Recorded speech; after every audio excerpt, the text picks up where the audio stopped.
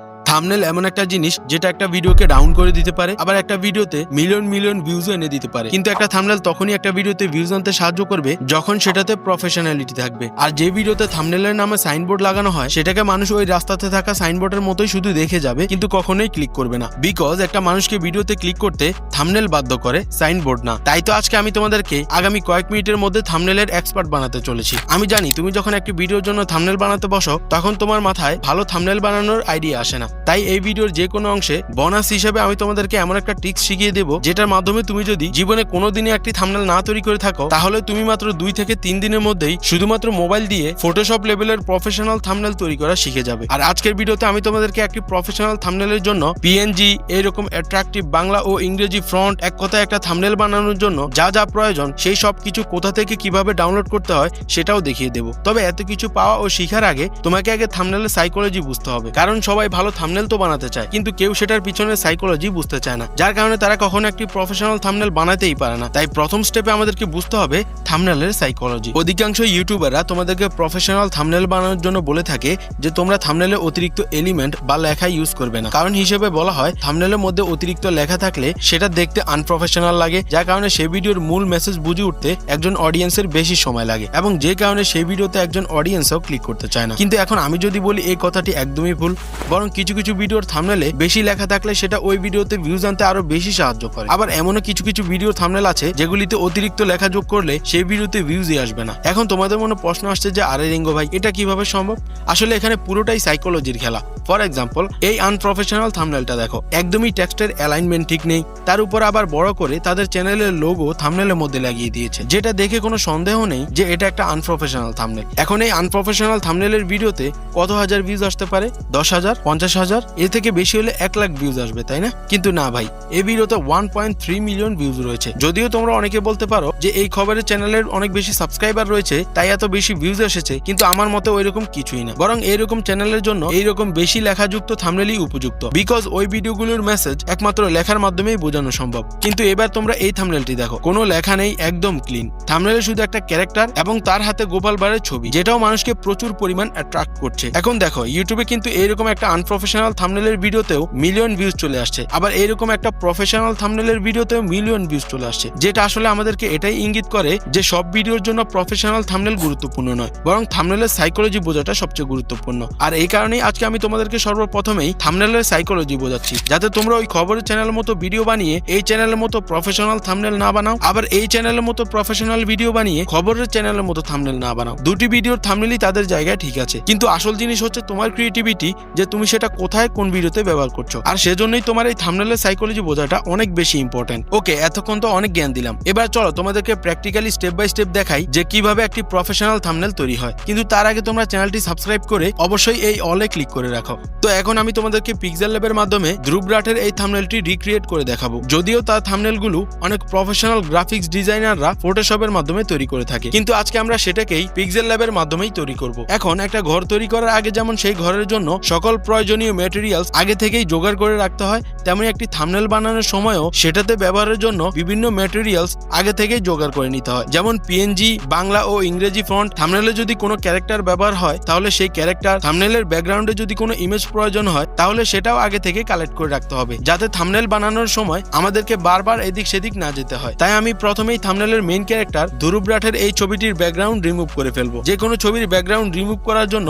তোমরা ক্রোম ব্রাউজারে এসে এটা লিখে সার্চ দিলে এই ওয়েবসাইট চলে আসবে। এবার এখান থেকে তোমরা যে কোনো ইমেজের ব্যাকগ্রাউন্ড রিমুভ করে ফেলবে। এরপর এই থাম্বনেল অনুযায়ী আমাদের এইরকম নুডলসের প্যাকেটের হাই কোয়ালিটির ছবির প্রয়োজন হবে, যেটার জন্য আমরা ক্রোম ব্রাউজারের মধ্যে এসে ম্যাগি ইনস্ট্যান্ট নুডলস লিখে সার্চ দিলেই দেখতে পাচ্ছি এখানে একটি হাই কোয়ালিটি নুডলসের প্যাকেটের ইমেজ পেয়ে গেছি, যেটাকেও আমরা এখান থেকে ডাউনলোড করে প্রথমে দেখানো উপায়ে ব্যাকগ্রাউন্ড রিমুভ করে ফেলবো। এবার আমাদের থাম্বনেলের জন্য প্রয়োজন হবে ইংরেজি টেক্সটের, তবে টেক্সট তখনই আকর্ষণীয় হবে যখন সেটাতে থাম্বনেল অনুযায়ী পারফেক্ট ফন্ট ব্যবহার করা হবে। ইউটিউবে অধিকাংশ ভিডিওর জন্যই এই ধরনের মোটা সেন্সরি ফন্টের ব্যবহার করা হয়, যেটা সহজেই থাম্বনেলের মধ্যে টেক্সটকে মানুষের চোখের সামনে হাইলাইট করে তোলে। যেগুলি পাওয়ার জন্য তোমরা ক্রোম ব্রাউজারে এসে এটা লিখে সার্চ দিয়ে এই ওয়েবসাইটের মধ্যে চলে আসবে। এবার এখান থেকে তোমরা সেন্স সেরিফ অপশনটা সিলেক্ট করলেই নিচে দেখবে অসংখ্য ফন্ট চলে চলে এসেছে, যেগুলি একটু মোটা এবং থাম্বনেলে ব্যবহার করলে যেগুলি খুব সহজেই নজরে চলে আসবে। এখান থেকে যেটা তোমার পছন্দ হয় সেটা এখানে ক্লিক করে ডাউনলোড করে ফেলবে। আর তোমরা যারা বাংলা ফন্ট ডাউনলোড করতে চাও, বিশেষ করে আমি যেমন আমার চ্যানেলের প্রতিটি থাম্বনেলে সবসময় একটা বাংলা ফন্ট ব্যবহার করি, সেরকম ভাবে তোমরাও যদি তোমাদের থাম্বনেলের জন্য নির্দিষ্ট একটা বাংলা ফন্ট ব্যবহার করতে চাও, তাহলে সেটাও তোমরা কিভাবে কোথা থেকে কালেক্ট করবে সেই বিষয়েও আজকে তোমরা এই ভিডিওতে জানতে পারবে। তো এখন আমাদের সকল মেটেরিয়ালস জোগাড় করা শেষ, তাই আমরা এখন থাম্বনেল বানানোর জন্য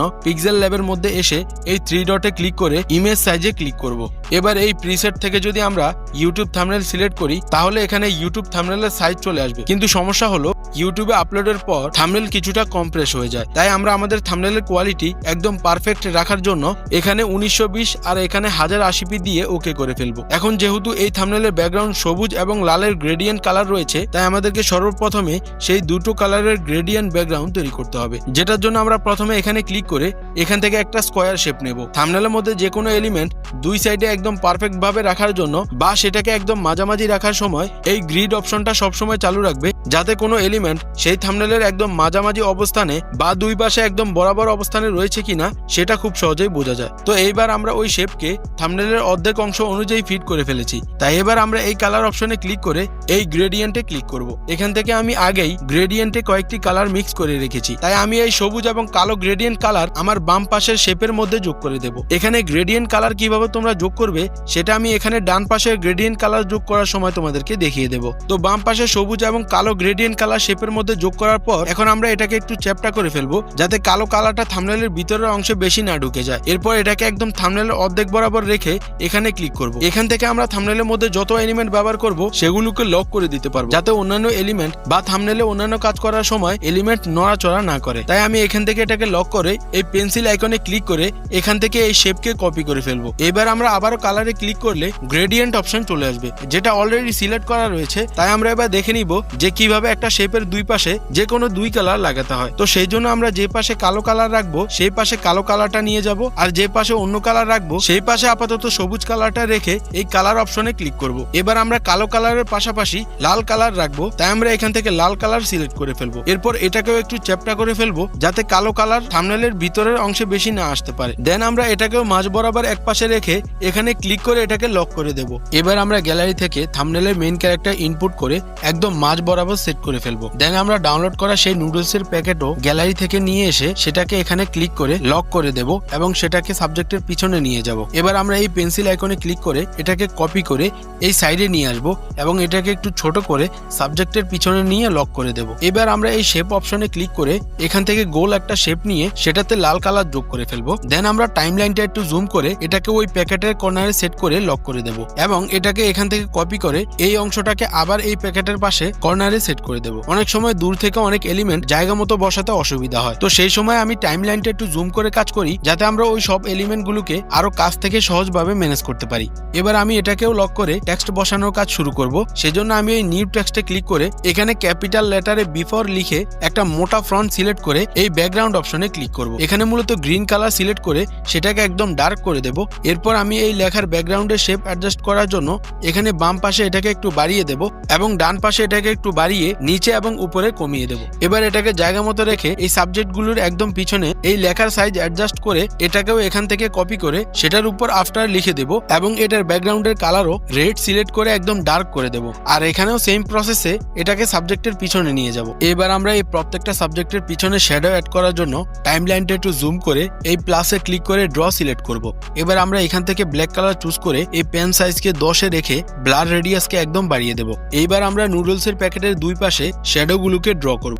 ড্র করার পর আমরা দেখতে পাচ্ছি এটা একদমই রিয়েলিস্টিক লাগছে। এরপর আমরা এই ড্রকে লক করে আবার ড্র অপশনে গিয়ে এই রেড সার্কেলের উপরে ড্র করব। ড্র করে সেটাকে আবার রেড সার্কেলের নিচে নিয়ে শ্যাডোটাকে অ্যাডজাস্ট করে নেব। এবার আমাদের এই রেড সার্কেলের মধ্যে নুডলসের মূল্য বসাতে হবে। সেজন্য আমরা এখানে রুপি চিহ্নের সাথে 10 লাগিয়ে এখান থেকে একটা ফ্রন্ট দিয়ে সেটাকে সার্কেলের উপর অ্যাডজাস্ট করে লক করব এবং এটাকে এখান থেকে কপি করে ডান পাশের নুডলসের প্যাকেটের মূল্য লাগিয়ে এটাকেও রেড সার্কেলের উপর অ্যাডজাস্ট করে লাগিয়ে দেব। এবার যেহেতু আমরা এখনো এই পাশের প্যাকেটের সাথে শ্যাডো অ্যাড করিনি, তাই আমরা আবারও ড্র টুলসে ক্লিক করে ওই সময়ের মতো কালো কালার সিলেক্ট করে প্যাকেটগুলোর পাশে শ্যাডোগুলোকে ড্র করে দেব এবং সেগুলিকে সাবজেক্টের নিচে লাগিয়ে দেব, যাতে সেটা দেখতে রিয়েলিস্টিক লাগে। এবার আমরা এই লেখাগুলোর পিছনে শ্যাডো অ্যাড করব, তবে এটার ক্ষেত্রে ওই নুডলসের প্যাকেটের মতো শ্যাডো অ্যাড করা যাবে না।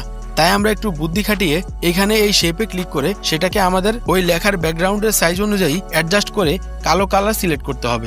এরপর সেটাকে এখানে এসে সাবজেক্টের পিছনে নিয়ে অপাসিটি একদম কমিয়ে দিতে হবে। এবার সেই নিয়মে এটাকেও তুমি কপি করে ডান পাশের লেখার পিছনে যোগ করবে। তাহলেই দেখতে পাচ্ছি আমাদের অরিজিনাল থাম্বনেলের মতো এটাতেও লেখার পিছনে শ্যাডো চলে এসেছে। আর এবার আমরা আমাদের মেইন সাবজেক্টের পিছনেও শ্যাডো যোগ করার জন্য আবারও ড্র টুলসে ক্লিক করে ব্ল্যাক কালার সিলেক্ট করে এইরকম ভাবে প্রথমে ক্যারেক্টারের উপরে ড্র করে ফেলবো। এরপর সেটাকে একদম সাবজেক্টের পিছনে নিয়ে অ্যাডজাস্ট করে দেবো। আর এবার আমরা এখানে ক্লিক করে পিএনজি সিলেক্ট করে এই কাস্টমার এখান থেকে হাই কোয়ালিটি সিলেক্ট করে থাম্বনেলটি সেভ করে ফেলবো।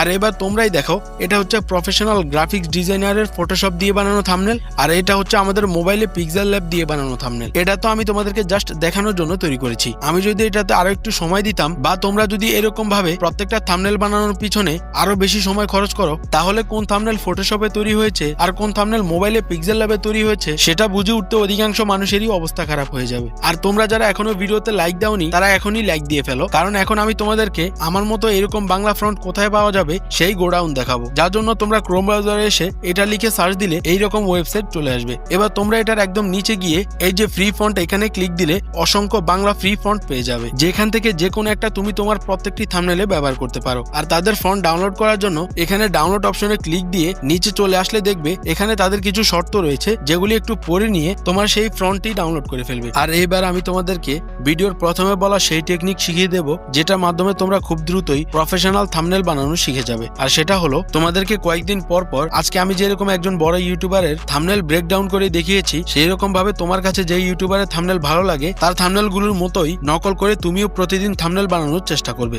এরকম ভাবে তুমি যদি অন্তত 10 থেকে 15টা থাম্বনেল বানাও, তাহলে তুমিও দেখবে নিজের অজান্তেই তোমার থাম্বনেলের মধ্যে একটা প্রফেশনাল ভাব চলে এসেছে। এখন তুমি থাম্বনেল বানানো তো শিখে গেলে, কিন্তু তোমাদের ছোট চ্যানেলের জন্য কিভাবে তোমরা বড় বড় কোম্পানির কাছ থেকে স্পন্সরশিপ নিবে সেটা জানতে অবশ্যই তোমাকে এই ভিডিওটি দেখতে হবে। তো দেখা হচ্ছে সেই ভিডিওতেই।